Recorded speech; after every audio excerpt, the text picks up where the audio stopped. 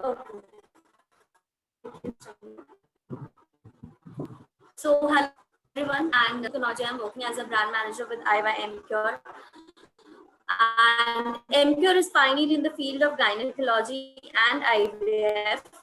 And we at IVA are on a mission of nurturing 28 days of ovarian cycle.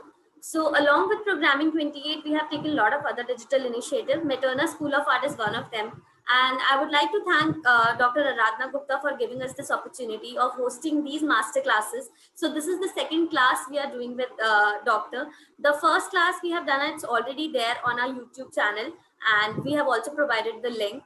So today's topic is breastfeeding tips and myths. So before starting the webinar, just would like to introduce Dr. Aradhana Gupta. Dr. Aradhana Gupta has a vast experience of 25 years in the field of reproductive medicine and currently heading Aradhana Test Tube Baby Center Bhopal as director and senior consultant IVF. Aradhana Test Tube Baby Center is NABH accredited and enrolled with ICMR. She is visiting senior consultant IVF in various hospitals in Delhi NCR and former center head Bloom Fertility Center, Fortis Escort, Faridabad. She is fellow in reproductive medicine from Padma Shri D.Y. Patil, Mumbai. She has provided training to more than 50 gynacs under Foxy accredited advanced infertility training courses in Aradhana IVF Center, Bhopal, and performed many public awareness programs as well. Notwithstanding her activity-filled agenda, she has contributed academically in various national and international conferences and presented papers in RCOG, ISAR, and various national and international conferences. So a very warm welcome, Dr. Aradhana. So now I would like you to take over the mic and please start with your session. Thank you, Komal. Am I audible? Yes, you are audible. So thanks for your humble words.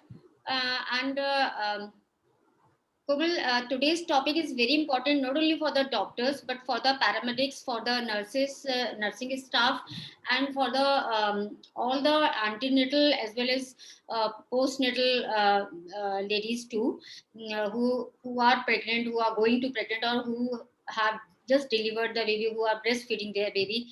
So this is a really important topic because there are a lot of myths associated with the breastfeeding, especially in villages and even in quite educated society. I have seen a lot of they have ifs and buts about the breastfeeding and how to feed and what are the common problems, what should be taken by the mother, and they what vaccination should be given to the mother postnatally, what medicine should be taken, and what affects the breast milk secretion, and a lot more. So it's a very important topic because it comes in the life of every female who is going to get be a would be mom or who is already a mother.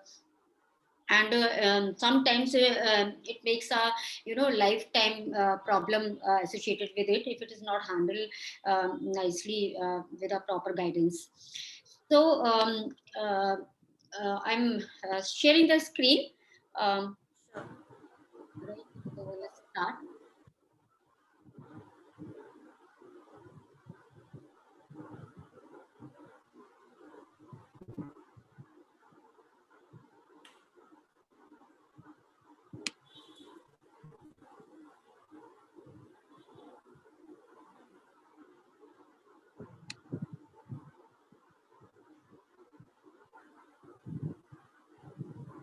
Can you see the slides? I can see the screen, but I can, now I can see the slides, right?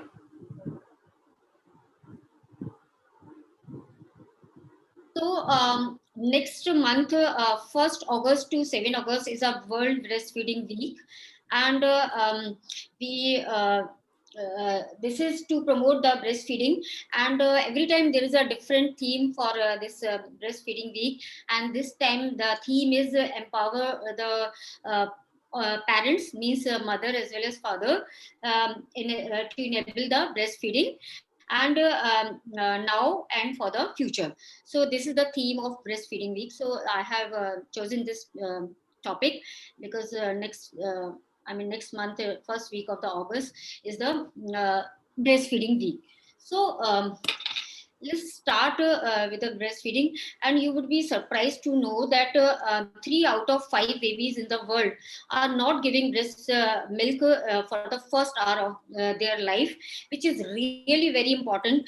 It should have been started as soon as baby delivers, but for the first hours, 3 out of 5 babies, they could not get the breast milk.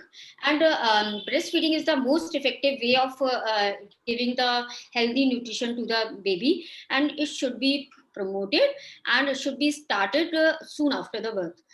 Breastfeeding is an unequaled way of providing ideal food for the healthy growth and development of infants, and it is also an integral part of the reproductive process. So I'll take a little bit of Hindi also, because a lot of staff and patients are seeing this webinar, are watching. तो उनके benefit के लिए मैं ये बताना चाहूंगी कि पैदा होते ही ब्रेस्ट फीडिंग स्टार्ट कर देनी चाहिए, और इसमें डिले नहीं करना है, क्योंकि ये बच्चे के लिए जो जो ये फूड है, इसका इसका कोई मैच नहीं है। ये सबसे हेल्दी और आइडियल फूड है एक बच्चे के लिए, जो कि उसके ग्रोथ के लिए और फर्दर उसका मेंटल एंड फिजिकल डेवलपमेंट दोनों के लिए, एंड इम्यूनोलॉजिकल उसका जो स्टेटस है वो इम्प्रूव करने के लिए this is the best thing world में जो भी अवेलेबल है। तो इसको जल्दी से जल्दी स्टार्ट करना चाहिए। इसके अलावा नॉट ओनली द बेबी, माँ की हेल्थ के लिए भी ब्रेस्ट फीडिंग बेहद इंपॉर्टेंट है। तो माँ और बच्चे दोनों के लिए ये बहुत अच्छा है, दोनों की मेंटल हेल्थ, दोनों की physical health, and like postpartum depression and साइकोसिस ये रिड्यूस हो जाते हैं if mother is feeding the baby.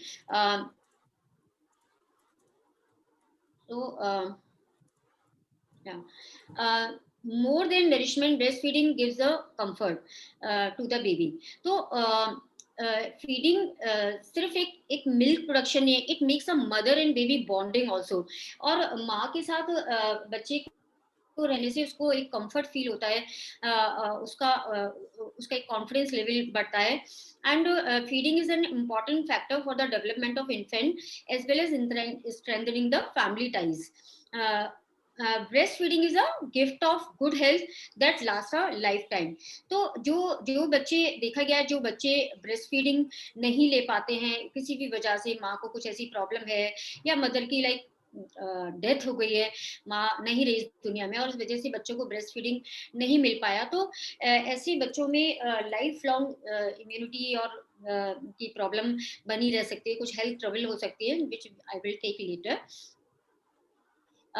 जैसे मैंने आपको बताया कि world breast feeding week next month first week में है, और इसको यूनिसेफ एंड WHO जो है ये इसको प्रमोट करने के लिए ब्रेस्ट फीडिंग को they have started, and goal is to establish a global breast feeding culture to provide the support for breast feeding everywhere.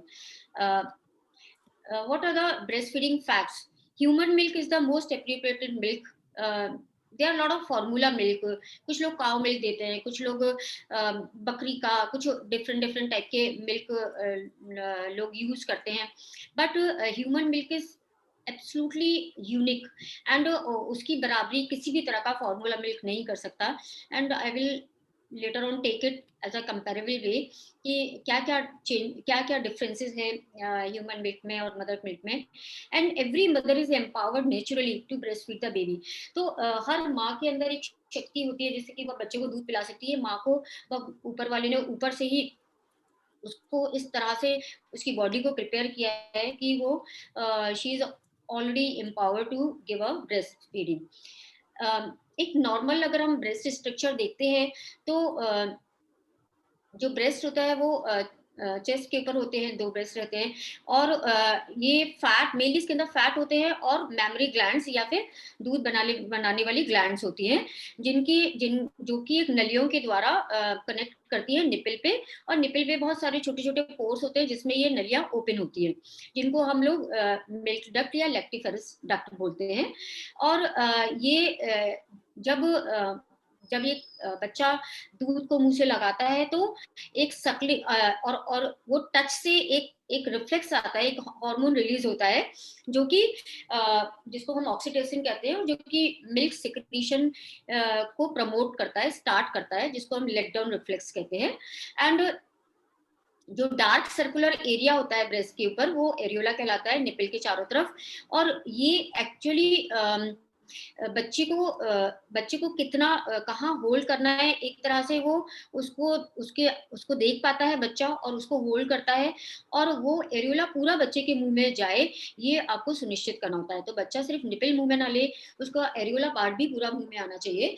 And areola जो है वो बड़ा इंपॉर्टेंट पार्ट है, बिकॉज इसमें छोटी छोटी ग्लैंड्स होती है जिनको हम लोग मोंटगोमरी ग्लैंड कहते हैं, जिनसे कि कुछ मॉइस्चराइज लाइपॉड सिक्रीट होता है, जो कि नेचुरली इसको मॉइस्चराइज करता है निपल को एंड एरियोला को, सो दैट क्रैक ना हो, निपल ड्राई ना हो, इसके लिए। And breast actually is a modified sweat gland, जो हमारी पसीने की ग्रंथियां होती हैं उसकी एक मॉडिफिकेशन है, और जो कि मॉडिफाई होके मिल्क सिक्रीशन के लिए बनाया गया है। And if you see the किस ह्यूमन जो ब्रेस्ट मिल्क होता है वो किस किस फॉर्म में सिक्रीट होता है, तो कोलोस्ट्रम मेनली इसमें 3 तरह का मिल्क रहता है, कोलोस्ट्रम और the early milk, then transitional milk, and third is the mature milk. Colostrum मेरे ख्याल से काफी लोग इस शब्द को पहचानते होंगे, डॉक्टर्स तो चलो जानते हैं, but lot of normal population भी, बिकॉज जो इनिशियल जो मिल्क आता है जो येलोइश कलर का होता है वो कोलोस्ट्रम कहलाता है, एंड वो बहुत ही इंपॉर्टेंट होता है बच्चे के लिए, बिकॉज ये बच्चे की इम्यूनिटी को बढ़ाता है। तो it produce in the late pregnancy as till 4 days after the delivery।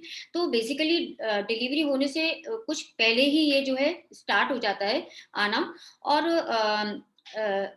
उसके बाद ये डिलीवरी के शुरू के जो 4 दिन होते हैं उसमें ये निकलता है, और इसमें ये इम्यूनिटी इंप्रूव करता है। Why? Because it contains antibodies. तो एंटीबॉडीज बच्चे को जन्म के तुरंत बाद मिलती है, जैसे कि बच्चे में बीमार होने की संभावना कम हो जाती है। Second is the transitional milk, जो कि नेक्स्ट 4 to 5 डेज बेबी में सिक्रीट होता है। एंड ये थोड़ा सा इसके अंदर प्रोटीन कम होती है इन कंपैरिजन टू कोलेस्ट्रम। तो कोलेस्ट्रम जो होता है वो बहुत ही हाईली प्रोटीनेशियस रहता है, और जो ट्रांजिशनल मिल्क होता है उसमें कंपैरेटिवली प्रोटीन कम होती है। और जो मैच्योर मिल्क होता है जो कि सबसे लास्ट में सिक्रीट होता है, तो वो that is approximately 10 days after the delivery up to the termination of the breast feeding. तो ये सबसे लास्ट में मैच्योर मिल्क बनना शुरू होता है। तो बच्चे का जो जन्म है उसके बाद उसका further growth and then further growth, उसके अकॉर्डिंगली ही मिल्क का जो वैरायटी मिल्क का जो कॉम्पोजिशन है वो चेंज होता जाता है। तो इसलिए mother milk is very important, और हर फेज में इंपॉर्टेंट है। Means just after the delivery first 4 days उसको जिस तरह का चाहिए उस तरह का है, ट्रांजिशनल मिल्क उसके बाद चाहिए, मैच्योर मिल्क उसके बाद चाहिए। तो ये बाकी लाइट्स बंद करो। तो ये उस सब के लिए उस तरह से ये सिक्रीट होता है। So now next is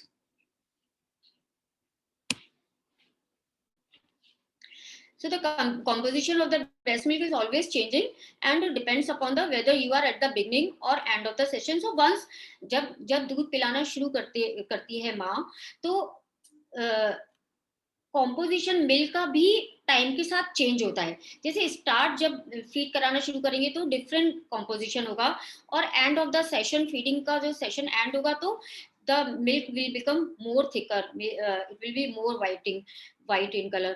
so fat content later part में उसका बड़ा होता है, शुरू में पानी ज्यादा रहता है। तो लाइक कॉम्पोजिशन भी बच्चे की रिक्वायरमेंट के हिसाब से वो चेंज होता है स्टार्टिंग फ्रॉम द सकलिंग। तो एंड तो एक तो सेशन में ही चेंज होगा, दूसरा बच्चे की एज के साथ चेंज होता जाता है। एंड इम्पॉर्टेंट कॉम्पोजिशन को बनाने के लिए क्या है, what diet she is taking. तो mother diet is very important to promote a healthy milk for the baby. This is the composition of the breast milk and इसमें अगर आप देखोगे तो पानी की मात्रा बहुत अधिक है, 88.1% इज द वाटर, और फैट काफी कम है, 3.8% only, protein 0.9%, lactose which is a carbohydrate 7%, और बाकी जो विटामिन्स वगैरह है वो 0.2% है. So this is the composition जिसमें कि बच्चे को पानी ज्यादा चाहिए रहता है, तो उस तरह से 88% अराउंड उसमें पानी रहता है. बट अगर आप कोलेस्ट्रॉल एंड ट्रांजिशनल मिल्क को आप कंपेयर करोगे तो आप देखोगे कि cholesterol is rich in protein. तो जो इनिशियल 4 डेज का मिल्क है उसमें प्रोटीन ज्यादा है, क्योंकि उस समय बच्चे की प्रोटीन रिक्वायरमेंट ज्यादा है, और फैट कंटेंट कंपैरेटिवली कम है, क्योंकि बच्चे का इंटेस्टाइन इतना डेवलप नहीं होता है कि वो ज्यादा फैट वाले फूड को डाइजेस्ट कर सके. तो कोलेस्ट्रॉल में फैट कम होता है, और जैसे जैसे बच्चा डेवलप होता जाता है उसका पावर बढ़ती जाती है डाइजेशन की, और मिल्क का टाइप भी चेंज होता जाता है. कार्बोहाइड्रेट 4 to 5 है, एंड कैलोरीज अराउंड 150. तो कैलोरीज वाइज अगर आप देखोगे तो कोलेस्ट्रॉल में कैलोरीज का कंटेंट बहुत हाई है, ऑल्दो इसमें फैट कम है. तो most of the calories are provided through the protein. So when you see the this composition, so the like colostrum is comparatively yellowish. So first class is colostrum, then transitional, and this is the mature milk. Then law of demand and supply. So here what happens, जब बच्चा सक करना शुरू करता है तो milk का production increase होता है, और जैसे जैसे ब्रेस्ट एम्प्टी होता जाता है सप्लाई बढ़ती जाती है. So it's a kind of the vicious circle, more baby will सक, मोर मिल्क विल प्रोड्यूस. तो इसलिए बच्चे को ब्रेस्ट पे लगाना बेहद जरूरी है. जब तक बच्चा सकिंग स्टार्ट नहीं करेगा, ब्रेस्ट खाली नहीं होंगे, तो उसका मिल्क बढ़ेगा नहीं. तो कई बार क्या होता है कि लाइक लेडीज बच्चे को दूध से लगाते हैं और 2-3 मिनट में कहते हैं दूध ही नहीं आ रहा है ना, बच्चे के लिए दूध नहीं आ रहा. तो उनको आप अच्छे से ये चीज उनको आप अश्योर करिए कि बच्चा जैसे जैसे सक करेगा अपने आप ही दूध की मात्रा बढ़ेगी, क्योंकि जब तक बच्चा सक नहीं करेगा तब तक दूध और ज्यादा बनना शुरू नहीं होगा. और इसके लिए 2 हार्मोन्स इंपॉर्टेंट होते हैं, ऑक्सीटोसिन एंड प्रोलैक्टिन. तो व्हाट हैपेंस कि जब बच्चा सक करना शुरू करता है तो उससे एक स्टिमुलस होता है, कुछ नर्व एंडिंग्स होती हैं जो कि ब्रेन के हाइपोथैलेमस को स्टिमुलेट करती हैं, वो पिट्यूटरी ग्लैंड को ऑर्डर करता है, और जिसकी वजह से जो प्रोलैक्टिन को इनहिबिट करने वाला जो हार्मोन है उसके सिग्नल को ऑफ कर देता है, और प्रोलैक्टिन का सिक्रीशन रिलीज हो जाता है जो कि मिल्क फॉर्मेशन करता है, और ऑक्सीटोसिन के सिग्नल को ऑन कर देता है जो कि मिल्क लेट डाउन करता है, और वो जो नलियां होती है जिनसे कि दूध बच्चे के मुंह में आ रहा है वो डायलेट हो जाती है, उनका डायमीटर बढ़ जाता है जिससे कि फ्लो में मिल्क आ सके, और जो मसल्स होती है ब्रेस्ट की वो कॉन्ट्रैक्ट करती हैं जिससे कि मिल्क ग्लैंड कंप्रेस होती है, और मिल्क ग्लैंड कंप्रेस होने से दूध नलियों में आने लगता है. तो ये काम होता है ऑक्सीटोसिन का, और प्रोलैक्टिन का काम होता है दूध की मात्रा को बनाना, दूध को बढ़ाना, जो कि मैंने आपको जैसे बताया कि जितना ज्यादा बच्चा सक करेगा प्रोलैक्टिन उतना ही ज्यादा रिलीज होगा. तो ये एक डायग्रामेटिक रिप्रेजेंटेशन है जब माँ बच्चे को अपने गोद में लेती है, और बेसिकली क्या करना चाहिए कि निपिल लेके बच्चे के आप लोअर लिप पे जब टच करोगे तो बच्चा अपने आप ही सकिंग स्टार्ट कर देगा. तो बच्चे को एक ये चीज बाय बर्थ पता होता है कि उसको सक करना है टू टेक द मिल्क. तो आप जब हम निपिल को बच्चे के लोअर लिप पे टच करेंगे तो बच्चा खुद उसको लेगा, ब्रेस्ट को लेगा और उसको सकिंग शुरू करेगा तो ऑक्सीटोसिन जैसे मैंने बताया वो हार्मोन रिलीज होगा ब्रेन से एंड पिट्यूटरी से, and that will produce the contraction, and the milk gland will contract, the milk will come in the gland, in the ducts, and duct will dilate, and this will make a flow to the baby's mouth, and another will be the reflex to the prolactin, and the prolactin will increase the milk production. तो ये दोनों hormone मिलके बच्चे के लिए breast feeding के लिए important होते हैं. तो milk which output is one feeding can be. So जब मिल्क आना शुरू होता है तो जैसे मैंने आपको बताया कि फीडिंग का स्टार्ट होने होने के समय अलग तरह का मिल्क आता है और एंड के समय अलग आता है। तो that is known as fore milk. जो इनिशियल फेज में आता है उसको फोर मिल्क कहते हैं, जो लास्ट में आता है उसको हैंड मिल्क कहते हैं, and both are important for the baby. इसलिए मदर को ये आपको बताना होता है कि जल्दी जल्दी चेंज नहीं करना, कि 5 मिनट इधर पिलाया 5 मिनट दूसरे ब्रेस्ट से पिलाया, because every time baby will have the four milk.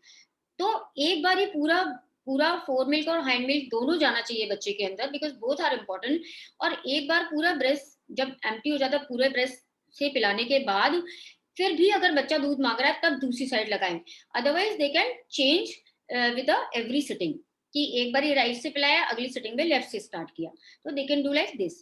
And so four milk की क्या इंपॉर्टेंस है at the beginning of the feeding, but this four milk has more lactose. तो इसके अंदर क्या कार्बोहाइड्रेट ज्यादा है, तो इमीडिएट उसकी बच्चे की भूख को शांत करने के लिए, तो like it has more lactose protein and water, और वाटर कंटेंट भी फोर मिल्क का ज्यादा होता है। तो बच्चा शुरुआत में बहुत प्यासा भी होता है, तो उसकी थर्स्ट को सेटिस्फाई करने के लिए फोर मिल्क चाहिए होता है। एंड हैंड मिल्क, जिसको कि हम लेट मिल्क कहते हैं कॉमन लेमैन लैंग्वेज में, it comes later towards the end of the feed. तो जब फोर मिल्क इनिशियली आएगा, जब बच्चे की प्यास पूरी बढ़ जाएगी, उसके बाद हैंड मिल्क आना शुरू होगा, जिसमें कि फैट ज्यादा होगा, that is more yellowish, and it provides more energy and satisfied the babies hunger.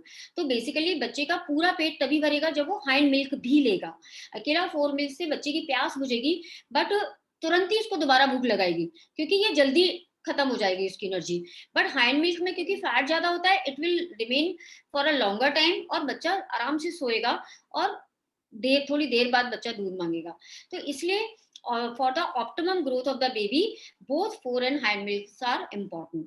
What are the barrier to the breastfeeding? अब कहाँ प्रॉब्लम आती है ब्रेस्ट फीडिंग में, कहाँ दिक्कत आ सकती है? जैसा कि मैंने आपको बताया कि इनएडिक्वेट नॉलेज। पुराने जमाने में क्या होता था कि दादी, चाची, मामी, सब लोग एक कंबाइंड फैमिली में रहते थे, और जितनी भी एक्सपीरियंस लेडीज होती थी वो अपने अपने एक्सपीरियंस से बताते थे कैसे ब्रेस्ट फीड करा। अभी फैमिली जो है वो यूनिक फैमिली, जो फैमिलीज जो है वो बहुत ही छोटी हो गई हैं। एंड इसमें क्या है कि कई बारी उनको नहीं पता होता कि फीड कराने में हमें क्या सावधानी करनी है, या क्या बच्चे को किस तरह से फीड कराना है, कितना कितना देर कराना है। तो ये नॉलेज अब हम लोगों की जिम्मेदारी है कि हमें पेशेंट को अच्छे से हम लोग समझा के ये वाली बात भेजें। और इसलिए मैंने एक कॉमन अवेयरनेस प्रोग्राम रखा है कि जिनको नहीं ये सुविधा मिल पा रही है, कि उनको पता रहे कि कहाँ प्रॉब्लम आती है, तो दे शुड अंडरस्टैंड। तो inadequate knowledge, sometimes women, in fact most of the time they embarrassed to take the baby on breast, especially when it is a public place, तो या ऑफिसेज में, जिससे कि ये इनोवेशन उनको एक आता है कि, या अकेले में भी उनको एक एम्बेरसमेंट फील होता है बेबी को फीड कराते समय। और यहाँ पे ब्रेस्ट फीडिंग कराने का जो मदर का जो एक साइकोलॉजी होती है, और प्लस जो बेबी को जो जो मिल्क आता है, जब मदर एकदम फ्री होके और अपने इंटरेस्ट से जब बच्चे को फीड कराती है, तो वो कहीं ना कहीं ब्रेस्ट फीडिंग के रास्ते में रुकावट बनता है। इसके अलावा कहीं कहीं सोशली भी इस चीज को नेगेटिवली देखा जाता है, कि लोग जैसे कभी बस वस में या कहीं पे आप पब्लिक प्लेस पे किसी लेडी ने बच्चे को लिया, फीड कराना शुरू कर दिया, तो sometimes people they see they stare और लाइक दैट। तो ये भी एक नेगेटिव परसेप्शन की वजह से भी लोग पब्लिक प्लेसेस में ब्रेस्ट फीडिंग नहीं कराना चाहते, और वो बॉटल लेके चलते हैं। तो these barriers should be broken. It's really important because बच्चे की ग्रोथ पे असर पड़ेगा जितना कम बार वो माँ का दूध लेगा। And another are the interpersonal, like lack of support from the partner and family. कई बारी फैमिली वर्कलोड बहुत ज्यादा होता है, और टाइम नहीं मिलता कि आप बच्चे को दूध उतने देर तक पिला सकें या उतने मन से पिला सकें, आपको और भी बहुत सारे काम करने रहते हैं, और you are working something like that. तो ये सारी चीजें भी कभी कभी बैरियर हो सकती हैं ब्रेस्ट फीडिंग में। एंड इंस्टीट्यूशनल, जैसे मैंने आपको बताया कि जब जो वर्किंग लेडीज होती है उनको वापस काम पे लौटना है, या जो लोग जो अभी स्टूडेंट हैं या कोई पर्टिकुलर कोर्स कर रहे हैं, उनको वापस अपने कॉलेज लौटना है, तो ये सब चीज़ों को लेके भी ब्रेस्ट फीडिंग बच्चे की हैम्पर होगी ऑब्वियसली। और may be sometimes the health care environment is not very supportive, and उसकी वजह से उनको नहीं पता होता कि मुझे कितनी बार दूध पिलाना चाहिए, कैसे पिलाना चाहिए, और ये सब चीज़ें के वजह से भी ये ब्रेस्ट फीडिंग में रुकावट आ सकती है। And then discomfort about the nursing in public, as I already taken, and some policy like, so we have to make some policies, aggressive marketing by the these formula companies should be discouraged, you know. लोगों को लगता है कि formula milk is equal to the mother milk, and बहुत सारे market में flooded with the formula milk, और everybody is like कि ये बहुत ही अच्छा फार्मूला है बच्चे के लिए। तो ये इतनी जो एग्रेसिव मार्केटिंग है इनकी फार्मूला कंपनीज को, इसको डिस्करेज करना चाहिए। इनफैक्ट डॉक्टर्स को भी ये देखना चाहिए, डॉक्टर्स एंड पैरामेडिकल स्टाफ को, कि अगर बच्चा रो रहा है तो ये नहीं कि आप उसको फार्मूला मिल्क मंगवा दिया और डब्बे से पिला दिया और शांत करा दिया। आप मोटिवेट करो मदर को दूध पिलाने के लिए, because even after caesarean you can breast feed your baby. तो कब स्टार्ट करना है ब्रेस्ट फीडिंग, मैंने आपको बताया soon after baby is born. तो हम लोगों के हॉस्पिटल में we have ensure this thing कि लाइक डिलीवरी होने के immediately after the delivery we give baby to the mother, even mid caesarean. हम लोग सीजेरियन किया, बेबी आउट किया, और जब तक हम लोग यूट्रस स्टिच करके स्किन स्टिच करने पे आते हैं, हम ऊपर की तरफ माँ को बच्चा दे देते हैं, यू नो। और अगर if she is able to feed, because spinal में करते हैं, मदर इज नॉट सेडेटेड, तो she can have at least you know एक बेबी टच उसको मिलता है, and that promotes the milk let down, and एक बॉन्डिंग बनती है, and she can feed the baby right from there, and before shifting to the ward. मैं आपको वो पोजीशन बताऊंगी कि इस पोजीशन में आप बेबी को रख सकते हो जब मदर नहीं बैठ सकती है बिकॉज ऑफ पेन और समथिंग लाइक दैट, तो वो भी मैं आपको अभी बताऊंगी। But this is really important कि लाइक डिलीवरी होते ही ब्रेस्ट फीडिंग शुरू कर दी जाए। Baby is usually alert after birth and will spontaneously seek the breast if left undisturbed in skin to skin contact with their mother. And आप लोग ये चीज कभी देख भी सकते हैं, लाइक बच्चा जब डिलीवर होता है, थोड़ा सा आप उसके लिप्स को टच करेंगे, बच्चा इमीडिएटली एकदम ढूंढना शुरू कर देता है कि like where is the breast. तो ये बच्चे में पैदा होते ही बच्चा इतना अलर्ट होता है कि वो स्किन कांटेक्ट से पहचान मींस स्टार्ट कर सकता है feeding. Mother should allow her baby to feed when the baby shows it's ready, and health professional recommends breastfeeding begin within first hour of the baby's life and continue as often as much as baby wants. तो पहले first hour मतलब इस पैदा होने के 1 घंटे के अंदर बच्चे को माँ का दूध मिलना जरूरी है, और हमें ये इंश्योर करना होगा कि ज्यादा से ज्यादा माँ ये चीज कर सके। तो अच्छा, फिर दूसरा क्वेश्चन ये तो हो गया अर्ली। अब कब तक आप करा सकते हैं? The WHO organization recommends exclusive breast feeding. Exclusive से मेरा मतलब है कि आप बच्चे को पानी भी ना दें, सिर्फ दूध दें। मैंने आपको पहले ही बताया कि इसमें सफिशिएंट वाटर होता है। And how will you ensure कि बच्चे को सफिशिएंट वाटर या मिल्क मिल रहा है? बच्चा अगर दिन में 6 बार यूरिन पास कर रहा है, that means baby is well hydrated, उसको भरपूर पानी मिल रहा है और उसको ऊपर का पानी की कोई जरूरत नहीं है। तो 6 महीने तक बच्चे को ऊपर का पानी या किसी भी तरह का फॉर्मूला मिल्क या किसी भी तरह का कोई और फूड आइटम देने की जरूरत नहीं है, सिर्फ ब्रेस्ट मिल्क आप दीजिए। This is known as exclusive breast feeding which should be done for the first 6 months of the life, and continued it can be continued combined with the other solid foods for 2 years as long as mother and baby desire. तो कम से कम 1 साल तक तो मैं कहूंगी कि सब बच्चे को दूध पिलाना ही चाहिए, बट 2 साल तक पिलाते तो और भी अच्छा है, या उससे ज्यादा भी आप पिला सकते हैं as long as both are comfortable. तो हाउ फिर a child should be breastfeed? Breastfeed the child every 2 to 3 hours। जो हम रिकमेंड करते हैं वो 2 से 3 घंटे पे हम लोग रिकमेंड करते हैं, या फिर डिमांड फीडिंग होती है। बट जब बच्चे के बर्थ होता है तो ये छोटे जो बच्चे होते हैं they sleep for long hours, like 24 में से 18-20 घंटे ये बच्चे सोते हैं। तो ऐसे में कई बार बच्चा भूखा होने के बाद भी सोता रहता है। तो लाइक 2 से 3 घंटे बाद आप बच्चे को थोड़ा सा स्ट्रोक उसके पैर पे मार के जगाइए और उसको फीड दीजिए। एंड या फिर बच्चा जब खुद मांग रहा है तो भी आप उसको फीड करा सकते हैं, which is known as demand breast feeding.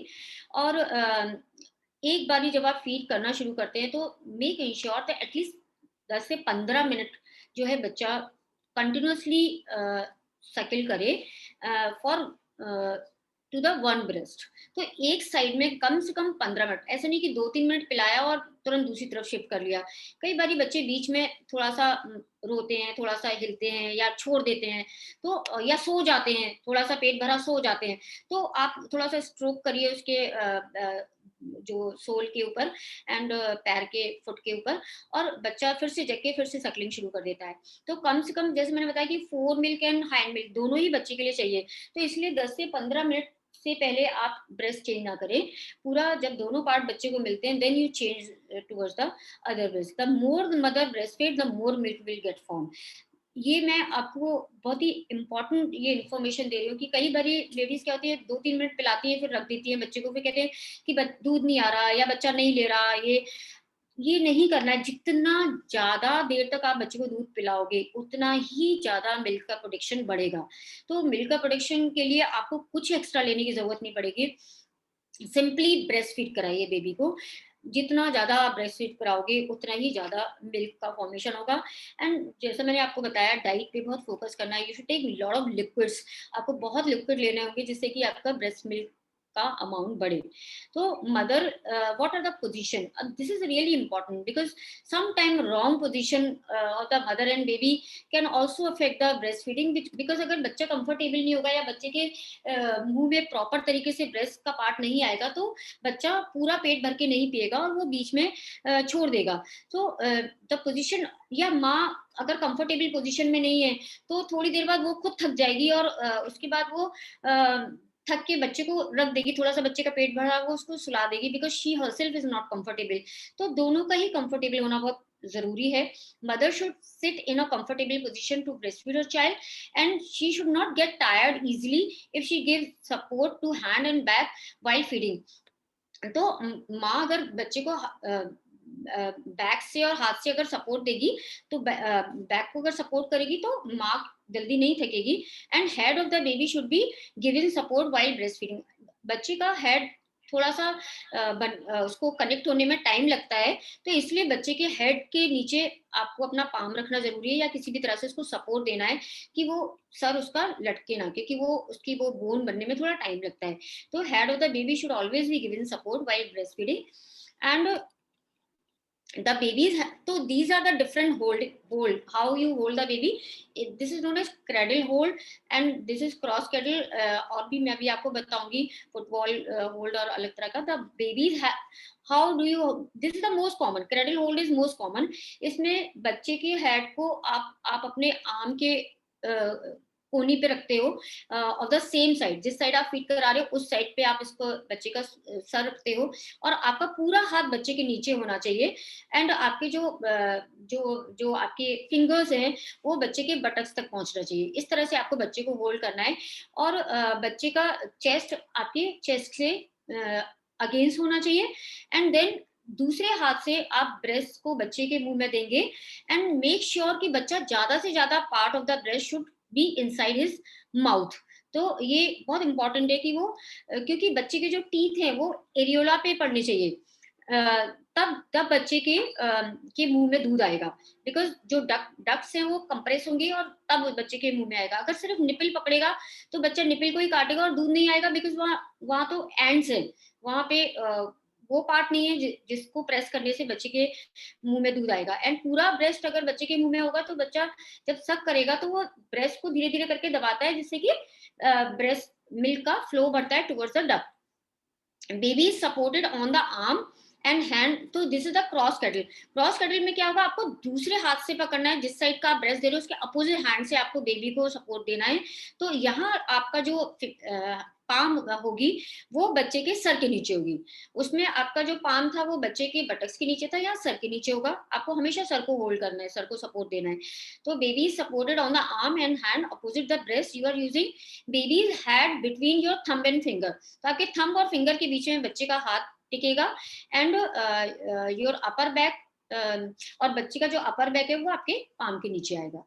Then football hold, this is another kind of the method by which you hold the baby. तो इसमें आपको बच्चे को पीछे की तरफ रखना है, बच्चे का जो सर होगा वो सामने रहेगा, आपके जिस साइड आपका ब्रेस्ट है आप फीड करा रहे हो उस side, and use your other hand to support your breast, और दूसरे हाथ से आप ब्रेस्ट को सपोर्ट करके बच्चे को दूध पिला सकते हैं. सिजेरियन में या रात को जब आपको बहुत नींद आ रही है, आपको रात में फीड कराना है, तो आप लेट के पिला सकते हो. Although this is not a very good position और very always, I mean lying position में दूध कराने से थोड़ा सा बचें, बिकॉज इसमें थोड़ी भी पोजीशन ऊपर नीचे होगी तो प्रॉब्लम आ सकती है. तो बट लाइंग में भी आप बच्चे को होल्ड कर सकते हैं. इसमें दोनों साइड बाय साइड होंगे, opposite to each other, mother and baby, और and with his head near your breast, बच्चे का हेड आपके ब्रेस्ट के पास हो, और बच्चे का जो मुंह है at that will be lined up with your nipple. तो इस तरह से आप बच्चे को लेट के फीड करा सकते हैं. बट कोशिश करें कि ज्यादातर बैठ के या आधा लेट के, लाइक टिक के भी आप बच्चे को फीड करा सकते हैं, अपने लैप पे रख के. तो now how will you give the nipple in the mouth of your baby. तो support your breast with 4 finger, 4 finger से आपको ब्रेस्ट सपोर्ट करना है, एंड थंब ऊपर रखना है. तो लाइक आप जब ब्रेस्ट को होल्ड करेंगे तो आपका फिंगर, आपकी जो फिंगर्स है वो नीचे होने चाहिए और थंब ऊपर होना चाहिए. Place your fingers far enough behind the darkened area, because मैंने आपको बताया ना, डार्केंड एरिया मीन्स एरियोला, और मैंने आपको बताया कि एरियोला पूरा बच्चे के मुंह में होना चाहिए, तो इसलिए एरियोला से आप अलग रखेंगे उनको, and so that they won't touch the babies mouth when she attaches. क्योंकि कभी कभी आप बच्चे का मुंह टच करते हैं तो बच्चा उधर की तरफ ही अपना मुंह घुमा लेता है. तो बच्चे के का मुंह सिर्फ ब्रेस्ट को टच करना चाहिए, आपकी फिंगर्स को या थंब को टच नहीं करना है. Touch the babies lower lip with your nipple, बच्चे का लोअर लिप, नीचे वाला जो लिप है उसको निपल से टच करेंगे. और when you do this your baby will naturally turn her head और his head and open the mouth. When your baby opens the mouth wide, quickly pull her towards you so that she grasps both your nipple as much as underside of the areola. तो बच्चा ज्यादा से ज्यादा breast के part को अंदर मुंह में ले. तो जैसे ही बच्चा आपके निपल को टच करता है, बच्चे को थोड़ा अपनी तरफ खींच ले, जिससे कि ज्यादा पार्ट ब्रेस्ट का बच्चे के मुंह में चला जाए. दूध पिलाने के बाद आप बच्चे को कंधे पे ऐसे रख के डकार भी दिलवा सकते हैं, which is known as burping, because many a time बच्चा ऐसे कैसे दूध निकाल लेता है जब आप उसको नीचे रखते हो. तो that is a practice you can do. Now तो बच्चे की तो हमने बात कर लिया कि बच्चे को माँ के दूध से कितना फायदा है, क्या क्या मिलता है बच्चे को. Now what are the benefit to the mother. माँ को क्या फायदा रहता है ब्रेस्ट मिल्क से, ब्रेस्ट फीडिंग कराने से. Number 1, it helps in losing weight which is increase during the pregnancy. तो प्रेगनेंसी की स्टेट में क्या होता है कि जो हार्मोन्स निकलते हैं इतने सारे, ईस्ट्रोजन एंड ऑल, वो मदर की बॉडी में फैट कंटेंट को बढ़ाते हैं, मदर का वेट बढ़ता है, और ये ही फैट होता है जो डिसॉल्व होके दूध की फॉर्म में बच्चे को मिलता है. तो ऑब्वियसली जब आप बच्चे को फीड कराओगे तो आपका जो फैट है वो एक्स्ट्रा फैट जो है वो डिसॉल्व होगा, and that will help you out in losing wait after delivery. Number 2, it reduces mother risk of developing osteoporosis in later years. जितना ज्यादा आप फीड कराओगे तो जो पॉजिटिव हार्मोन्स निकल रहे हैं वो लेटर ऑन आपको ऑस्टियोपोरोसिस से बचाएंगे. Third is the breast feeding is associated with reduction in the risk of breast, uterus and ovarian cancer. जो देखा गया है कि जो मदर ब्रेस्ट फीड नहीं करा पाती है, या जिन्होंने बच्चा पैदा ही नहीं किया तो ऑब्वियसली कभी ब्रेस्ट फीड कराया ही नहीं, तो ऐसे लोगों में ब्रेस्ट कैंसर होने की संभावना ज्यादा होती है. Uterus cancer and ovarian cancer, ये तीनों तरह के कैंसर होने की संभावना ज्यादा होती है. तो समहाउ ब्रेस्ट फीडिंग जो है वो उसमें जो हार्मोन्स निकलते हैं वो डाउन करते हैं risk of breast and uterine and ovarian cancer, and it boosts the immune system of the child. तो बच्चे के लिए तो बेस्ट ये है कि ये इम्यून सिस्टम को चाइल्ड करता है, प्लस मदर बेबी बॉन्डिंग बनती है, which is really important in a life of parents.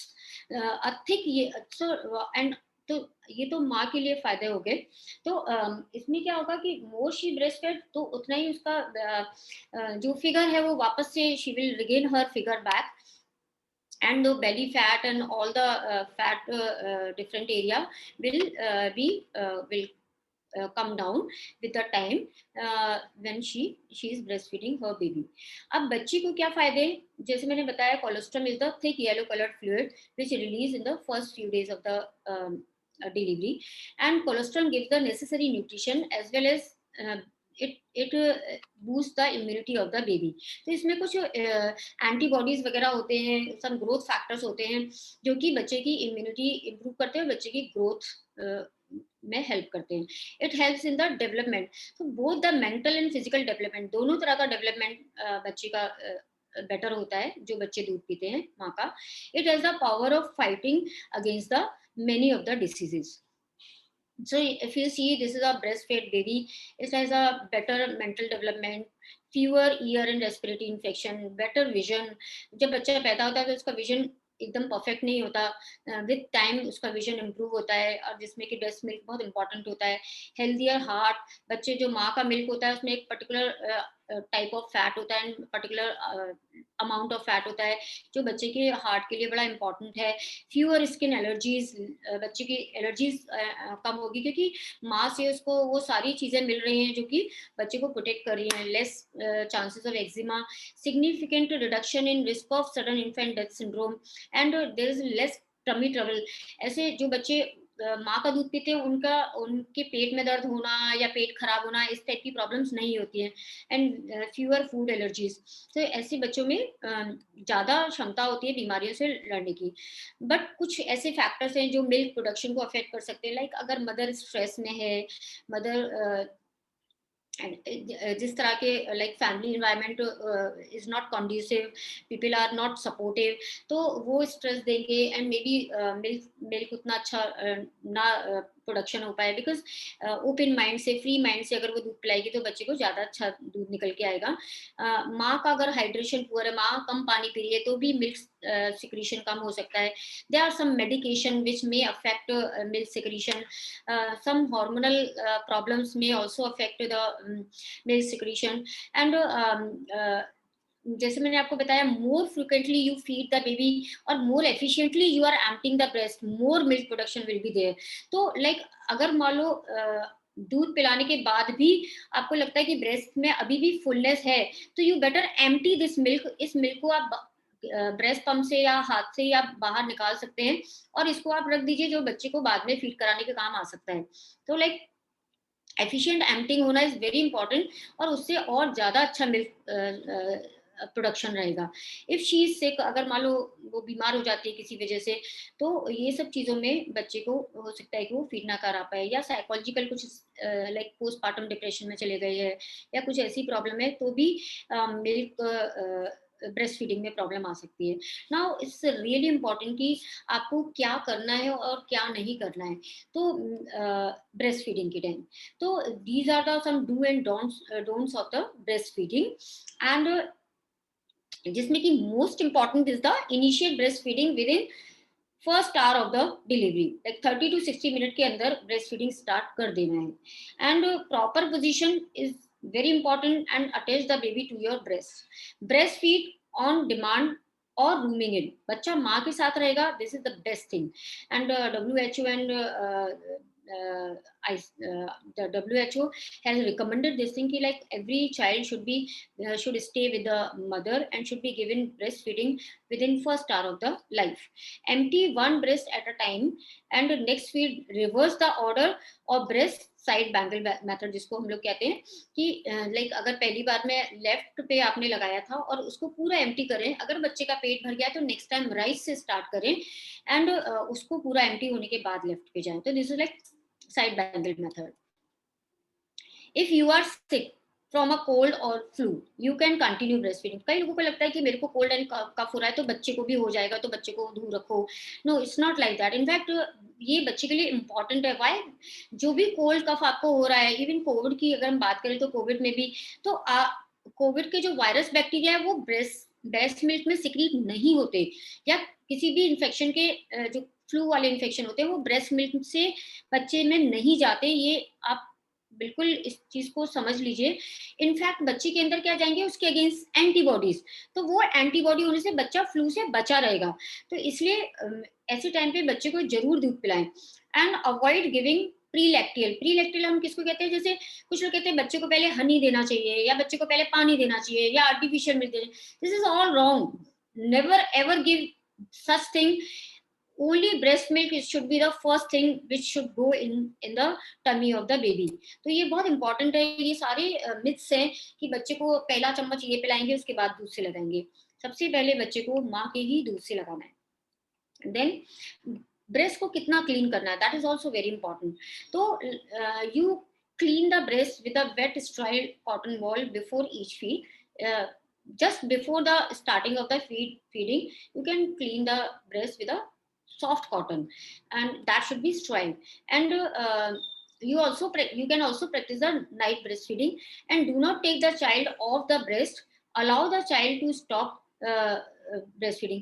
तो जैसे बच्चा जो है जब दूध पी रहा है तो आपको अगर लग भी रहा है कि बच्चे ने पूरा दूध पी लिया तो भी खुद ना हटाएं, बच्चे को खुद दूध छोड़ने दें। बच्चे का जब पेट भरता है बच्चा खुद ही दूध छोड़ देता है, तो बच्चे को अपने से नहीं हटाना है, उसको अलाउ करें पूरा अच्छे से पेट भरने के लिए, then only you remove. And रात को प्लीज बॉटल वगैरह ना दें, आपको रात में भी बच्चे को मदर मिल्क ही दें, ब्रेस्ट फीड कराएं। Now, I would like to take some myths. Some people they think it's normal for breastfeeding to hurt. लोगों को लगता है दूध पिलाएंगे तो पेन होगा ही होगा। ये बहुत ही गलत जो है धारणा है, जो लोगों को लगता है कि दूध पिलाएंगे तो पेन होना नेचुरल है। एक डिस्कम्फर्ट हो सकता है, some little bit of tenderness हो सकती है, वो भी इनिशियल फ्यू डेज आपको ऐसा लग सकता है कि थोड़ा सा टेंडरनेस आ रही है या थोड़ा डिस्कम्फर्ट अनकंफर्टेबल आपको लग सकता है दूध पिलाना, बट पेन नहीं होगा। It will never hurt. अगर आपको पेन हो रहा है तो या तो बच्चे की पोजीशन गलत है या फिर हो सकता है कि कहीं इन्फेक्शन या क्रैक बन गया हो। तो always check this, and it should never be painful to breastfeed a baby. Second is, there is some people they think कि बच्चे को भरपेट दूध नहीं आ रहा है, specially in first 3 to 4 days after the birth. तो मैंने आपको बताया कि बच्चे की जितनी रिक्वायरमेंट है उतना मिल्क बच्चे के लिए आता है। और ये आप कैसे पता करेंगे, बच्चे को दिन में अगर 6 टाइम मिनिमम 6 टाइम अगर बच्चा यूरिन पास कर रहा है, उससे ज्यादा भी कर सकता है, दैट मीन्स बच्चे को भरपूर बच्चे का पेट भर रहा है। तो ये माइंड से निकाल दें कि सिर्फ कुछ ड्रॉप में आ रहा है, ये आपको लग रहा है, बट एक्चुअली क्या होता है, in the first few days newborn do not require much fluid and their kidneys are not initially able to handle large volume of fluid. बच्चे की जो किडनी होती है वो थोड़ी इमेच्योर होती है, वो इतना सारा फ्लूइड को हैंडल करने की उनके अंदर कैपेसिटी नहीं होती है, तो इसलिए शुरू में थोड़ा सा कम ही उनको फ्लूइड की रिक्वायरमेंट होती है। और जितना भी स्मॉल अमाउंट जो आ रहा है जिसको हम कोलेस्ट्रॉम कहते हैं, that is very important fluid. और उसके ऊपर से पानी, दूध, ऊपर का शहद, ये सब बिल्कुल नहीं देना है। इसकी बच्चे को रिक्वायरमेंट ही नहीं है, and that is quite sufficient for the baby. तो ये भी एक मिथ है जो शुरुआत में लोगों को लगता है कि इतना कम दूध आ रहा है। तो जितना छोटा बच्चा होगा, जितनी इसको रिक्वायरमेंट है, उतना दूध छिड़के 3-4 दिन में आता है, and that is sufficient enough. Then children should be breastfed equally from both the breasts. कुछ लोगों को लगता है कि दोनों तरफ से बराबरी से दूध पिलाना है, तो मैं आपको पहले ये चीज बता चुकी हूँ कि बच्चों को फोर मिल्क और हाई मिल्क दोनों जाना है, इसलिए जब तक एक ब्रेस्ट पूरा एम्प्टी नहीं होता दूसरी साइड नहीं लगाना है। This is absolutely a myth कि दोनों तरफ से दूध पिलाना जरूरी होता है। आप जैसे मैंने बताया, आप चेंज कर सकते हैं, लाइक पहली बार जब आप दूध पिलाया तो राइट से पिलाएं, अगली बार जब बच्चा फीड ले रहा है तो आप लेफ्ट से शुरू करें, इस तरह से आप कर सकते हैं, बट एक ही बार में चेंज कर करके पिलाना ये कोई कंपल्शन नहीं है। Then there is another myth कि it is convenient to feed a child through bottle first and then by breast. लोगों को लगता है कि बच्चे को दूध पीने की आदत तभी पड़ेगी जब हम उसको पहले बॉटल से उसको सक करना सिखाएंगे। This is again a myth. In fact, it's a contrary. Actually, it is always convenient to breastfeed a child first and then feed through the bottle. तो इसका उल्टा रहता है, आप बच्चे को ब्रेस्ट फीड से स्टार्ट करेंगे और तब बॉटल फीड पे आएंगे। Then another myth is mother can not breast feed her child till 2 days after caesarean. कुछ लोगों को लगता है कि शुरू के 2 दिन माँ को बच्चे को दूध नहीं पिलाना चाहिए, वो इतना ऑपरेशन हुआ है, उसको दवाइयाँ वगैरह उस सबका, ऐसा कुछ भी नहीं है। जो भी गायनाकोलॉजिस्ट होते हैं वो माँ को ऐसी कोई दवाई इंजेक्शन नहीं देती जो कि बच्चे को ब्रेस्ट फीडिंग में बाधा बने। So always start this breastfeeding just after the birth, even if it is by the cesarean section. And ये आप देख सकते हैं कि this is the way how you handle the baby. Mother flat लेट के बच्चे को अपने टमी पे रखे, और जैसे मैंने आपको बताया था कि जो उसका कूहनी के ऊपर बच्चे का सर टिकेगा, और जो पाम है वो बच्चे के बटक्स के नीचे आएंगे, and baby should be opposite to mother chest, and then she can feed the baby easily. तो इस तरह से आप बच्चे को फीड करवा सकते हैं माँ के साथ। And first few hours are really important, तो baby should not be devoid of breastfeeding. Another myth is the child can be breastfed while lying down on bed. तो मैंने आपको पहले भी बताया कि बच्चे को फ्लैट नहीं लिटाना है। जब आप बच्चे को दूध पिला रहे हो, बच्चे को फ्लैट नहीं लिटाना है, बच्चे को थोड़ा करवट से लिटाएंगे और माँ भी करवट से लेटेगी, एंड देन अगर आपको लिटा के दूध पिलाना है तो आप इस पोजीशन में पिलाइए, बट नॉट बाय द बच्चा आपका एकदम फ्लैट लेटा हुआ है पीठ के साइड से, ऐसे नहीं पिलाना है बच्चे को, थोड़ा सा लैटरल करके, and then you give the milk, because it's not safe. दूध कभी कभी बच्चे के गले में अटक सकता है। Another myth is breast feeding causes sagging of the breast. कुछ लोगों को लगता है कि ब्रेस्ट फीड कराएंगे तो हमारे ब्रेस्ट का शेप खराब होगा, ब्रेस्ट जो है वो सैग कर जाएंगे, बट ऐसा नहीं है। In fact this sagging could be with the age, with due to pregnancy और inheritance, and there are some other reason that may cause sagging, but not breast feeding. In fact breast feeding से breast का size, breast का जो shape होता है वो और improve होगा। So breastfeeding should be continued. If the mother is sick, she should not breastfeed her child because it can affect the health of the child too. लोगों को लगता है कि अगर माँ की तबीयत खराब है तो बच्चे को माँ का दूध मत दो, बच्चे के दूध से बच्चे की भी तबीयत खराब होगी, बट ऐसा नहीं है। मैंने आपको पहले ही बताया कि माँ का कोई भी वायरल इन्फेक्शन जो है वो दूध में पास ऑन नहीं होता, except few of the diseases like HIV। Mother को अवॉइड करते हैं कि वो बच्चे को ब्रेस्ट फीड ना कराए, and specially if she is having active HIV infection. Tubercular है पेशेंट अगर एक्टिवली, तो हम अवॉइड करते हैं। And human T lymphoma virus अगर इन्फेक्शन है, ये 2-3 है जिसमें हम बच्चे को कहते हैं कि ना फीड कराए। बाकी सिंपल फ्लू या किसी और तरह की illness, typhoid, malaria, she can feed the baby, there is no harm. In fact जैसे मैंने आपको बताया कि बच्चे को एंटीबॉडीज मिलते हैं, तो ये फायदा ही है। कोविड इन्फेक्शन में भी WHO has recommended breastfeeding. तो नाउ द कॉमन प्रॉब्लम्स, क्या क्या दिक्कतें आती हैं दूध पिलाने वाली महिलाओं में।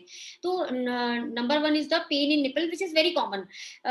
तो जैसे मैंने आपको बताया कि थोड़ा सा टेंडरनेस आपको आ सकता है, which is quite natural, but अगर पेन ज्यादा है, आपको फीड कराने में बहुत दिक्कत आ रही है, व्हेन यू स्टार्ट फीडिंग, शुरू के 1-2 दिन आपको एक थोड़ा सा अननेचुरल फील आता है, थोड़ा सा एक डिस्कम्फर्ट का फील आता है, that is quite normal. But अगर पेन इतना ज्यादा है कि आप फीड नहीं करा पा रहे हैं, या स्वेलिंग आ गई है, या रेडनेस आ गई है निपल पे, तो आपको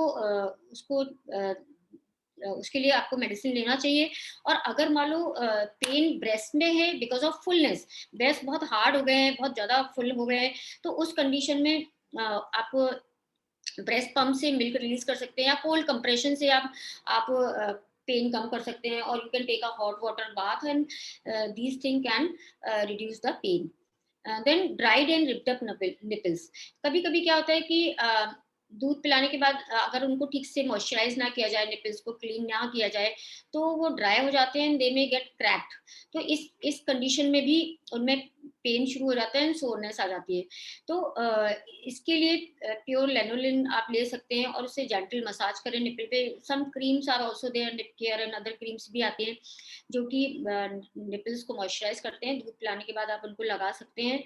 और हमेशा जब भी आप दूध पिलाना शुरू कर रहे हैं, तो जो भी आपने क्रीम लगाया है उसको एक बार आप क्लीन कर दें, and then you start feeding, and after that you clean the breast again and apply the cream, and then wear the change the bra pad after every feeding so that infection will not occur. And use always the cotton bra. This is very important कि cotton is the most soothing and most skin friendly material. So instead of some synthetic bra, better to use cotton bra. Then the problem of inverted nipple. लोगों को लगता है inverted nipple है तो दूध नहीं पिला पाएंगे, बट ऐसा ऐसा नहीं होता. Even if the nipple is inverted you can feed the baby. जैसे मैंने आपको बताया कि बच्चे के मुंह में सिर्फ निपल नहीं होता, उसको एरियोला भी पूरा आना चाहिए and part of the breast भी आना चाहिए. तो उसके साथ भी आप दूध पिला सकते हैं. फोर्सफुली उसको इन्वर्टेड निपल को करेक्ट करने की कोशिश ना करें. और अगर मान लो फिर भी आपको लग रहा है कि दूध पिलाने में प्रॉब्लम है तो डॉक्टर की सलाह लें. वो आपको बताएंगे कि किस तरह से आप निपल को बना सकते हैं और किस तरह से इसको पिला सकते हैं. और अगर कुछ भी पॉसिबल नहीं आता तो निपल शील्ड आती है, उसको आप लगा के उससे आप बच्चे को दूध पिला सकते हैं. Than feeling of fullness. मैंने आपको बताया कभी कभी दूध इतना ज्यादा भर जाता है कि एक फुलनेस वाली फील आती है. फुलनेस वाली फील क्यों आती है? बिकॉज मिल्क लेंथ बहुत ज्यादा भर जाती है जो कि आसपास की ब्लड वेसल को कंप्रेस करती है, जिसकी वजह से एक एक पेन वाला सेंसेशन आता है और उससे एक फुलनेस वाली फील आती है जो कि पेन करती है. इस कंडीशन में अगर अगर आपको रिलीफ के लिए नंबर 1 वार्म वाटर से आप बाथ ले सकते हैं, हॉट फोमेंटेशन कर सकते हैं, कोल्ड कंप्रेशन कर सकते हैं. एंड ब्रेस्ट जितना भी एक्स्ट्रा भरा हुआ है उसको आप रिमूव करें बाय द ब्रेस्ट पंप और by massage and store this milk and use later to feed the child. And there is a concept of milk bank also. Mother milk bank का एक concept है जिसमें कि जो extra milk आपका निकल रहा है, आपका मिल्क ज्यादा बन रहा है, बच्चे के लिए जरूरत से ज्यादा है अगर, तो उस मिल्क को आप मिल्क बैंक में डोनेट कर सकते हैं. तो this is a really very good concept. I don't know Bhopal is having milk bank or not, but Delhi में certainly we are having milk bank and there we are giving in Fortis La Femme we have this milk bank. तो जो जिस बच्चे के mother like expire हो गए और या मदर को किसी because of some psychological illness, because of some other illness she is not able to feed the baby, तो उनको मदर मिल्क बैंक से, ह्यूमन मिल्क बैंक जिसको हम लोग कहते हैं, वहां से उनको मिल्क प्रोवाइड किया जा सकता है. अभी कोविड के टाइम पे भी काफी इस तरह के सैड हैपनिंग्स हुई है और उन बच्चों के लिए ये human milk bank is really a boon for such babies. So next is the blocking of duct. तो this is another common problem. कभी कभी क्या होता है एक पर्टिकुलर डक्ट ब्लॉक हो जाती है जिसकी वजह से एक पर्टिकुलर एरिया में स्वेलिंग आ जाती है और काफी पेन होने लगता है. अगर ऐसा कुछ भी हुआ है तो उसको उस पर्टिकुलर प्लेस पे मसाज अगर करें या हॉट फोमेंटेशन करें तो उसको रिलीज किया जा सकता है और ये सोरनेस खत्म हो सकती है. और ज्यादा प्रॉब्लम है तो आप डॉक्टर को भी कंसल्ट कर सकते हैं. Then breast infection is another common thing. I have seen a very big breast abscesses and कभी कभी उनको ड्रेन करना पड़ जाता है, इतना ज्यादा बढ़ जाता है क्योंकि पता ही नहीं चल पाता कि ये अंदर एब्सिस बनता जा रहा है. Milk is a very good source of culture medium for the bacteria. तो जैसे इन्फेक्शन होता है वो बहुत तेजी से फैलता है और बड़े लार्ज एरिया में फैलता है. तो कभी ऐसा अगर होता है तो इसको एस्पिरेट भी किया जा सकता है. सिंपल एक नीडल से सक करें रेगुलरली तो हो सकता है कि अपने को उसको विदाउट कट हम उसको ठीक कर सकें और तुरंत एंटीबायोटिक वगैरह लेना शुरू कर दें. हाउ विल यू आइडेंटिफाई कि आपको ब्रेस्ट इन्फेक्शन हुआ है? आपको फीवर आएगा और बहुत टायर्डनेस, थकान लगेगी एंड दूध पिलाने में बहुत पेन होगा. अगर ऐसा कुछ भी हो रहा है तो आप सस्पेक्ट कर सकते हो कि अंदर एब्सिस बन गई है या इन्फेक्शन हो गया है. और उस टाइम पे थोड़ा सा ब्रेस्ट फीडिंग अवॉइड करें. जिस तरफ इन्फेक्शन है उस तरफ से ना पिलाएं, जिस तरफ इन्फेक्शन नहीं है उस वाले ब्रेस्ट से आप फीड करा सकते हैं बच्चे को, या फिर ब्रेस्ट पंप से आप निकाल के जो हेल्दी वाला अगर आपका निकल ब्रेस्ट है वहां से आप दूध पिला सकते हैं.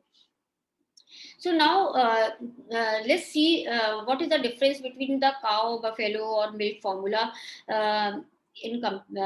as we compare with the mother milk. क्योंकि मदर मिल्क में कुछ ऐसी चीजें हैं जो एक परफेक्ट कॉम्बिनेशन है बेबी की रिक्वायरमेंट ह्यूमन बेबी की रिक्वायरमेंट के हिसाब से, जो इन formula milk and human milk and इनमें फॉर्मूला मिल्क और काउ मिल्क में नहीं है। तो when you compare the human milk with cow milk and formula milk, तो आप यहाँ देखेंगे कि जो ह्यूमन मिल्क होता है उसमें right amount of the protein होती है। नंबर एक, प्रोटीन का अमाउंट एक राइट प्रपोर्शन में होता है एंड राइट क्वालिटी होती है। सो क्वांटिटी के साथ quality is also very important. Quality का रोल क्या है? It is easy to digest. बच्चे की इंटेस्टीन और एक एक एक जो कब है उसकी उसकी इंटेस्टीन दो, या काफ है उसकी इंटेस्टीन, दोनों की बिल्कुल अलग अलग अलग तरह की होती है। तो you can't compare a human baby with a calf. So obviously इसमें जो प्रोटीन का टाइप है वो अलग है, काउ मिल्क का अलग है। एंड फॉर्मूला मिल्क में क्वांटिटी तो उन्होंने कम करी जितनी होनी चाहिए, बट क्वालिटी उनकी उनकी मदर मिल्क वाली नहीं है। It is same as cow milk. And cow milk की जो क्वालिटी है वो इस तरह की है कि वो that is difficult to digest. And उस काउ मिल्क में प्रोटीन का अमाउंट भी परसेंटेज भी ह्यूमन मिल्क से ज्यादा होता है। It is comparatively thicker.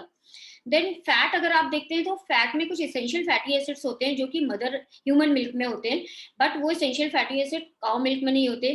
Formula milk में कुछ है कुछ नहीं है। इसके अलावा ह्यूमन मिल्क में लाइपेज करके एक एंजाइम होता है, वो भी निकलता है जो कि इन फैटी एसिड को डाइजेस्ट करने में हेल्प करता है।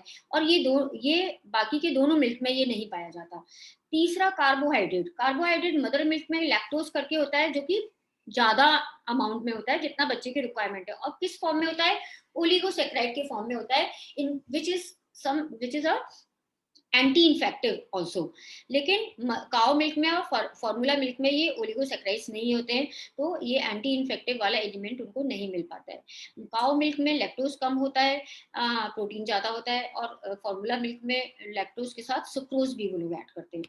देन विटामिन एंड मिनरल अगर आप देखोगे तो मदर मिल्क में एडिक्वेट होते हैं जितनी बच्चे की रिक्वायरमेंट है, बट काउ मिल्क में विटामिन ए कम होगा, सी कम होगा और आयरन कम होगा। तो बच्चे, काउ मिल्क लेने वाले बच्चे एनीमिक हो सकते हैं आगे जाके। हो सकता है इनकी आईज वगैरह पे भी असर आए। एंड फॉर्मूला मिल्क में विटामिन मिनरल फोर्टिफाइड होता है, वो उसको ऐड करते हैं तो वो इक्वल अमाउंट में रहता है। देन एंटी इन्फेक्टिव फैक्टर्स तो सिर्फ मदर मिल्क में ही मिल सकते हैं, they can't be added to formula milk, और ना ही वो काउ मिल्क में होते हैं, जैसे इम्यूनोग्लोबुलिन ए है, लैक्टोफेरिन है, some lysozyme and cells. Then growth factors are also present in human milk only and not in the cow milk and formula milk. तो ह्यूमन मिल्क लेने वाले बच्चों की इसलिए ग्रोथ बेटर होती है, उनका विजन बेटर होता है, एनीमिया होने के चांसेस कम होते हैं, उनका डाइजेशन ठीक रहता है, and they have a right amount of the protein also. अब कोविड के टाइम पे ब्रेस्ट फीडिंग के लिए डब्ल्यूएचओ ने क्या रिकमेंड किया है, इसके बारे में मैं ये लास्ट फ्यू लाइंस बताना चाहूंगी। तो WHO recommends a woman with suspected or confirm case of कोविड-19 टू ब्रेस्ट फीड सेफली।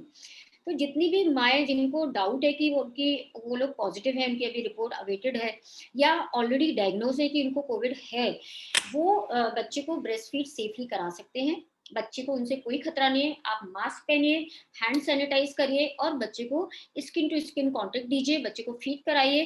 क्यों? क्योंकि आपके मिल्क में वायरस नहीं जा रहा है, आपके मिल्क में सिर्फ एंटीबॉडीज जा रहे हैं, और वो बच्चे को प्रोटेक्ट करने के लिए बेहद जरूरी है।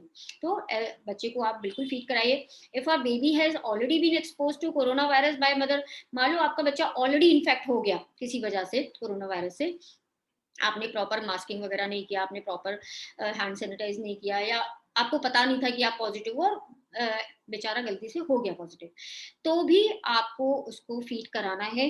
जैसे मैंने आपको बताया, क्योंकि फीडिंग से उसको एंटीबॉडीज मिलेंगे आपकी बॉडी से, और वो बच्चा जल्दी ठीक होगा अगर उसको इन्फेक्शन हो गया है तो फीड कराना और भी ज्यादा इंपॉर्टेंट है। So reason being breast milk provided protection against many illness and strengthen the baby's immune system. इसलिए अगर हम कंपेयर करते हैं कि बच्चे को आपसे इन्फेक्शन होने का खतरा कितना है, या कोविड-19 से फीड कराने से खतरा कितना है, और फायदा कितना है, तो फायदा कई गुना ज्यादा है instead of the problem with covid. So अगर हम कंपेरेबल करेंगे तो ये। अब few words about the vaccination. तो करंट रिकमेंडेशन क्या है कोविड वैक्सीनेशन का during breast feeding? At present, the recommendation from the government of Ministry of Health and Family Welfare and government of India, lactation is not a bar for vaccination. Means जितनी भी lactating female है, जो भी अपने बच्चे को दूध पिला रहे हैं, जिनकी भी अभी अभी डिलीवरी हुई है, वो तुरंत अपना को वैक्सीनेट कराएं। ये अभी भी लोगों के मन में एक भ्रम है कि हम बच्चे को दूध पिला रहे हैं तो हमें वैक्सीनेशन नहीं लेना है। प्लीज वैक्सीनेशन कराइए, क्योंकि वैक्सीनेशन से आपके एंटीबॉडीज बच्चे को दूध में जाएंगे, और जो भी आप वैक्सीन लगवा रहे हो वो वायरस नहीं है, वो डेड वायरस है या फिर वायरस पार्टिकल है। वो आपकी बॉडी के अंदर डिवाइड मल्टीप्लाई नहीं कर सकता, और जब मल्टीप्लाई नहीं कर सकता तो वो दूध में नहीं जाएगा, और दूध में सिर्फ एंटीबॉडीज जाएंगे जो कि बच्चे को कोविड से प्रोटेक्ट करेंगे। जो घर का कोई दूसरा मेंबर बच्चे को छू रहा है उससे उसको लग सकता है। तो इसलिए आप प्लीज अपने को वैक्सीनेट कराइए। This is my humble request to all the mothers who are breastfeeding the baby. And with these words, I am going to finish my talk, and with a hope that some or many people might have benefited by whatever I have explained in my slides. Thank you very much. Thank you, Komal. Thanks, Enkyo. Thank you so much. Thank you so much, doctor. It was actually a really nice session, and I believe a lot of mother can get benefited from this session. So we have one doctor, Dr. Sheila Sachdeva. She has just raised the hands. So Dr. Sheila, you can unmute yourself and you can ask the questions in case if you have any questions. Here, ma'am, she's from Faridabad, and she is very respectable. She has a wide experience. I know her. Ma'am, good evening. Good evening. Nice talking to you after a long time. So, ma'am.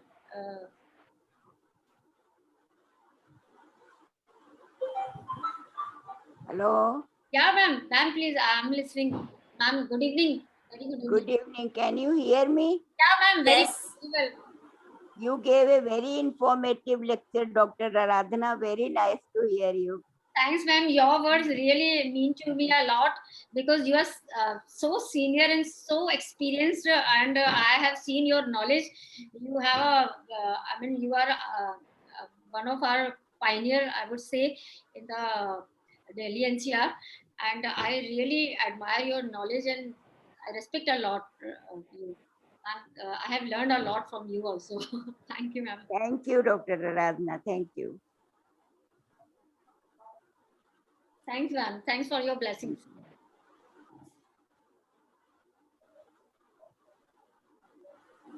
Okay, so fine, doctor. I believe we can wrap up the session as such. I cannot see any question because the session was so clear that even I got a proper understanding, so it was really nice. So thank you so much. And right. We'll connect again definitely for another session. And yes. Thank you so much. Thanks, and your team, and really, I'm really delighted to have you people around me, because it's a noble thing you people are doing, to spread the knowledge in this COVID era, because everybody is in a phase of depression. They feel that. Don't know about this COVID, and they feel very helpless, because whatever patients I'm getting, what are the distress calls I'm getting, because I'm connected with National Commission of and I have a lot of distress calls also. So sometimes I feel helpless there, how to make them understand that this is a time which will pass. It's a temporary situation, but just sitting at home, all the mother and they are really scared what will happen to us and our baby. Good thing, at least they are they are like focusing in some different direction instead of thinking this and that. So it's a good thing that you are educating, Right. which is really need of the hour. Right, doctor. So unfortunately today Sunil was not able to join us because he has lost someone very close in his family. So that's why he was not able to join us today. So I have one more doctor, Harshana Thakkar, raising the hands. So doctor, you can unmute yourself, Dr. Harshana. You can unmute yourself, and if you have any doubts or any questions, you can directly ask to the doctor. But you need to unmute as you have raised the hands. Dr. Harshla, please unmute yourself. There is a sign of mic. Just click it. You will be unmuted. Or you can put your query in chat box. Yes, you can You can write in chat box also. Harshla.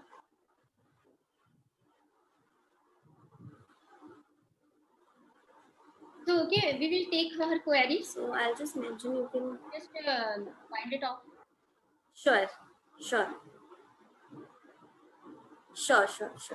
Okay, doctor. Fine. So I'll end the meeting. Thank you so much. Thank you for connecting. Thank you. Thanks, Komal. Bye. So I'm disconnecting. If you will Bye. have Bye. query, then you please. Yeah. Have a sure. Okay. Sure.